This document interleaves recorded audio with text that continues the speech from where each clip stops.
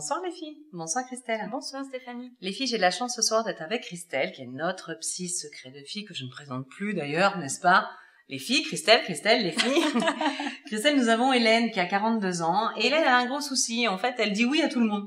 Ah, d'accord. Donc, au bout d'un moment, elle se dit, mince, je me perds dans ma vie, en fait. Ouais, d'accord. Je me perds dans ma vie, donc comment conseiller à Hélène de dire stop? Est-ce que ça se fait brutalement? Comment faire?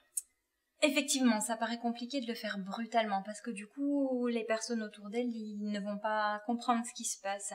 Et peut-être pour elle aussi, c'est pas la bonne solution parce que un changement trop radical, ça serait un changement de sa personnalité et je suis pas sûre qu'elle s'y retrouve du coup. Peut-être qu'il faudrait fonctionner un petit peu différemment. Ça, c'est dans sa nature, c'est dans sa personnalité d'être généreuse, de dire oui, et c'est une formidable qualité, Hélène. Donc d'abord bravo.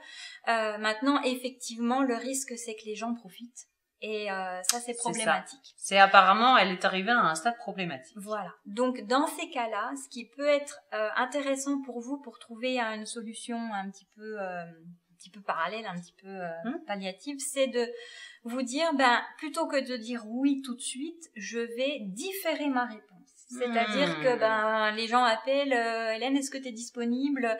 Eh écoute, je te rappelle d'ici 5 minutes. Pour le moment, j'ai un truc sur le feu.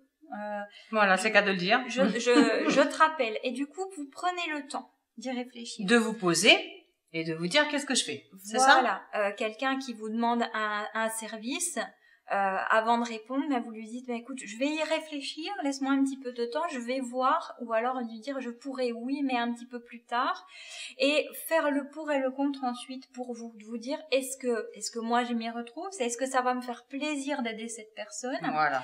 Ou est-ce que du coup ça me demande tellement de temps, de